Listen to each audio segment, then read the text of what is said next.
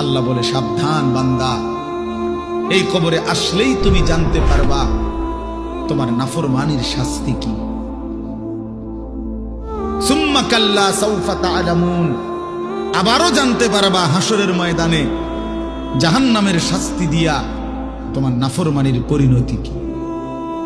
দুইবার বলছেন আল্লাহ, একবার বলছে কবরে জানতে পারবা তোমার নাফরমানির শাস্তি কি, আরেকবার জাহান্নামে জানতে পারবা হাসরে তোমার নাফরমানির শাস্তি কি। সামান্য কয়টা বুট বেচতে বেচতে বেচারা এক ওয়াক্ত নামাজ পড়ে না, কদ্দুর চা বেচে, দুইটা বন বেচে, বেচারা এক ওয়াক্ত নামাজ পড়ে না।